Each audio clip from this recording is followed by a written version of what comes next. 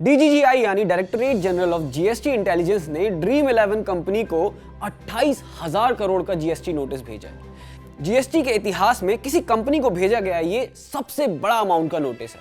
Dream 11 एक fantasy sports app है जिसमें आप अपनी फैंटेसी टीम क्रिएट करके मैच खेल सकते हैं। अब सोशल मीडिया पर ड्रीम 11 को जीएसटी नोटिस की इस खबर का लोगों ने अलग अलग ही एंगल ढूंढ निकाला। ड्रीम 11 उन कंपनियों में से है जो टीम इंडिया को स्पॉन्सर करने के बाद आर्थिक बदहाली में डूब गई। Welcome to the Big Bench daily.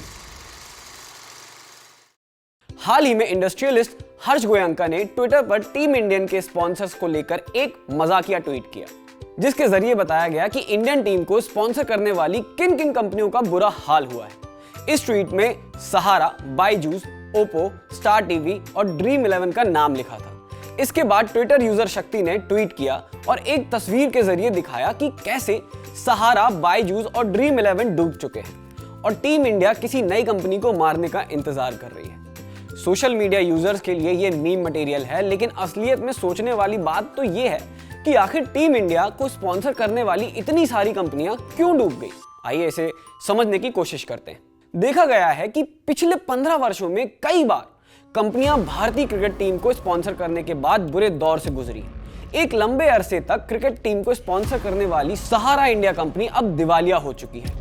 उसके मालिक सुब्रत रॉय को कंपनी के सही आंकड़े छिपाने और उपभोक्ताओं के साथ धोखाधड़ी करने के आरोप में जेल हुई थी। इसी तरह स्टार स्पोर्ट्स चैनल ने भी बहुत लंबे समय तक भारतीय क्रिकेट टीम को स्पॉन्सर किया था। उस समय स्टार स्पोर्ट्स ने क्रिकेट के इतिहास में सबसे बड़ी बोली लगाकर क्रिकेट मैचों के प्रसारण के राइट्स खरीदे थे, लेकिन बाद में स्टार स्पोर्ट्स बाकी प्लेटफॉर्म से काफी पीछे रह गया। चीन की मोबाइल कंपनी ओप्पो ने भी कुछ समय तक भारतीय क्रिकेट टीम को स्पॉन्सर किया, लेकिन जब भारत चीन के संबंध खराब होने लगे तो भारत में चाइनीज प्रोडक्ट का बॉयकॉट शुरू हो गया, जिसके कारण ये कंपनी भी अब बुरे हाल में। इस दौरान एक और कंपनी बायजूस बड़े जोर शोर से क्रिकेट स्पॉन्सरशिप के मैदान में उतरी। शुरू में इस कंपनी का ग्रोथ बहुत ही तेजी से हुआ। बायजूस ने शाहरुख खान को अपना ब्रांड एम्बेसडर बनाया। बाद में पता चला कि इस कंपनी ने अपने रियल वैल्यूएशन से कई गुना अधिक वैल्यूएशन दिखाया था। ये कंपनी भी अब बुरे दौर से गुजर रही है।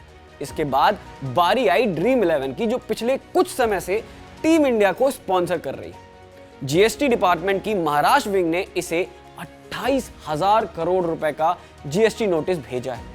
इसके बाद ड्रीम 11 के शेयर गिर रहे हैं। अब सबसे जरूरी सवाल, आखिर ये सभी कंपनीज टीम इंडिया को स्पॉन्सर करने के बाद क्यों बदहाल हो गई? इसका मुख्य कारण अपनी चादर से अधिक पांव फैलाना था। इन कंपनियों ने मार्केटिंग प्रमोशन के लिए क्रिकेट स्पॉन्सरशिप लिया और उसके लिए मुंह मांगे दाम भी दिए। इन शॉर्ट, इन कंपनीज ने अपने बजट से कई गुना ज्यादा रकम इसके लिए पे किया। एक्सपर्ट्स के मुताबिक कोविड की महामारी के बाद पूरी मार्केट बदल गई है। बहुत सी कंपनियां इसे समझने में विफल रही हैं। यही वजह है कि क्रिकेट और क्रिकेटर्स पर अधिक पैसा लगाने वाली कंपनियां डूब जाती हैं। प्रसिद्ध खेल पत्रकार प्रदीप मैगजीन कहते हैं, कंपनियां सोचती हैं कि अगर बड़े क्रिकेटर्स एड्स करेंगे तो उनका प्रोडक्ट अधिक बिकेगा, लेकिन देखा यह गया है कि कई कंपनियां इतनी मजबूत नहीं होती। वो खतरा मोल लेती हैं। टॉप के क्रिकेटर्स ब्रांड एम्बेसडर बनने के लिए करोड़ों रुपए लेते हैं। शुरुआती दौर में बहुत अधिक पैसा लगाना पड़ता है और इससे इमीडिएट गेन नहीं हो पाता है।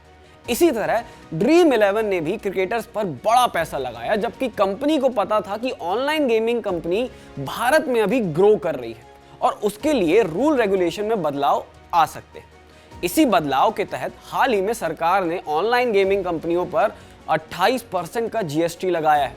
इससे पहले यह जीएसटी सिर्फ 18% था।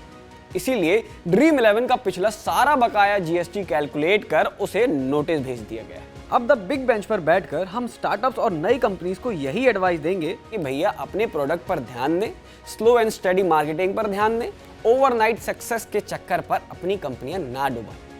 इस तरह की और भी इंटरेस्टिंग स्टोरीज देखने के लिए देखते रहिए द बिग बेंच, बैठ के सोच।